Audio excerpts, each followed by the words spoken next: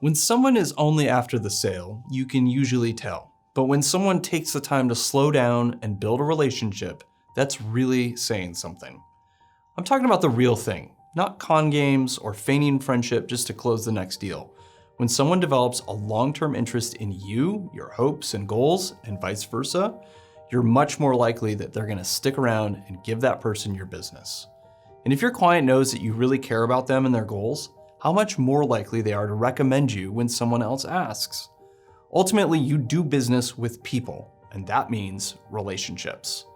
If you're in professional services, relationships are vital. You know this. The tenure of your relationships speaks to the health of your firm. A client who's been with you 10, 15, or even 30 years is living proof of how much value that you've delivered. A client who feels devalued, ignored, or simply burned through on someone's way to the next client, well, that's proof of something else. In fact, I'll put it this way. The primary goal in business should always be to build long-lasting, quality relationships. With that in mind, your brand's identity should be a relationship builder. Whether it's completely digital, all in person, or more likely some combination of the two, your brand identity should help you connect with people as authentically and consistently as possible. In the end, relationships win, and the quality of your business hovers around the quality of your client relationships. Now, I'm not saying no one ever does business without relationships. We all need clients. We all need profits. On top of that, we're all busy. But where do those profits come from? Satisfied clients, or at the very least, customers who feel valued enough to give you their business. On some level, relationships. Now, when you get to B2Bs or accounting firms, legal services, anything that requires a lot of communication and cooperation between different groups of people, quality, trusting relationships become that much more important. Not to mention, they're great for business. Think of it this way. The last time you took your car to the shop, did you take it to someone you know or to a place you've never been before? I'm willing to bet you did, but not because you've got some kind of deep-seated relationship with your mechanic. Nothing wrong with that if you do. But the point I'm making is that in any kind of transaction, and especially in longer, more cooperative ones, quality relationships are a kind of shorthand. They communicate trust, reliability, and positive experience. There's nothing wrong with someone new, but it's risky and time-consuming. That's why you might think nothing of driving a long distance to see the family doctor that you've known for years, or a tax specialist that you actually trust. Professionally, I use this kind of relationship shorthand every day. Whether it's a CPA, a graphic designer, or even an SEO expert who lives overseas, there's certain folks that I've worked with forever. I like what they do. They're reliable. I enjoy working with them. They're the best possible choice because we've built a quality relationship. This is why every firm should slow down, think about it, and say, yes, I should be building strong relationships with my clients. Like I said, this relationship power is higher than average for professional service firms. If you're an accounting group or a business consultancy, your services operate on mutual trust, information sharing, and a lot of communication. Your relationship with your client touches all of those things.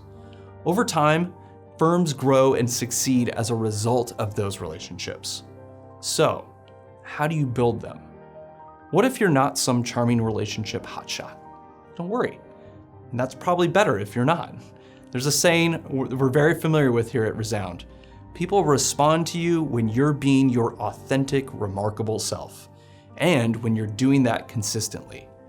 Now, it takes two to tango. But on your end, and assuming you're meeting and doing business with decent people, there's no way around being consistently authentic.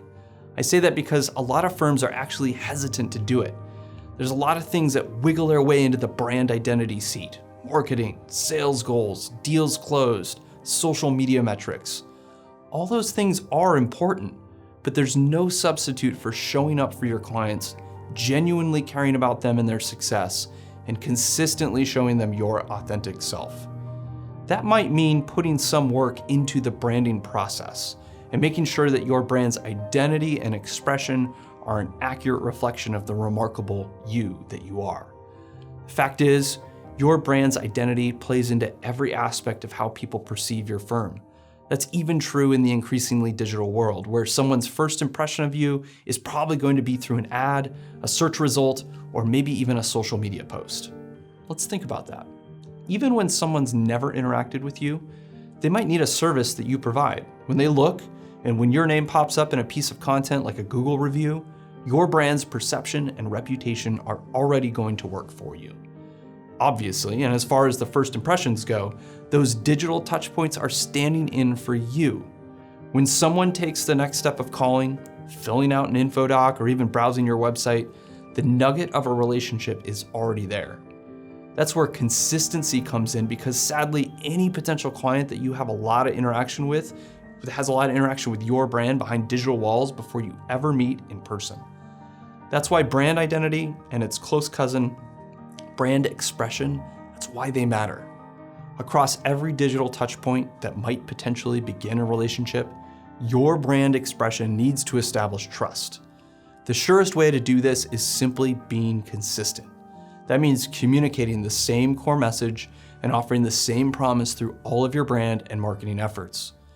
As I've said before, a great way to do this is with a killer shareable video. Another way is teaming up with your firm's partners and building your firm's core message into a published book. But whatever your touchpoints look like, they need to show the same personality. They should sound and look similar and be consistent in the solutions that they offer. Of course, having great client relationships makes it easier to build new ones.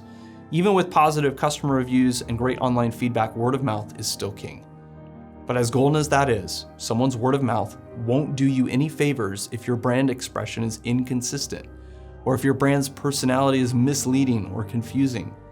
Even if you've got a ton of 5-star reviews, those might look shady next to a terrible website. Trust, like authenticity, comes from being consistent, and that starts with knowing who you really are.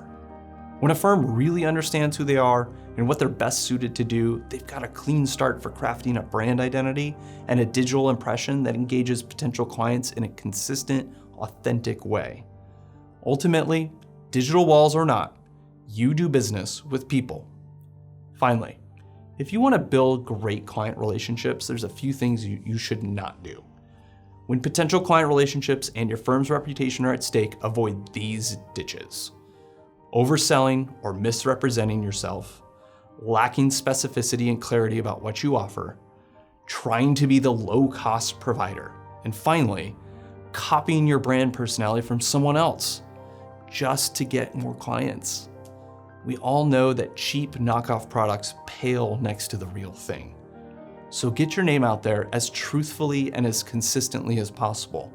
From there, be trustworthy, consistent, beyond reproach. Be the kind of firm people want to build good relationships with. If you're already doing all that stuff, then they will only help you show the world and engage your audience. Remember, building relationships means bringing your authentic, remarkable self to the table again and again, because that's what people respond to. It's also what the people who make your business possible expect and deserve. All right, that's all I've got for this month.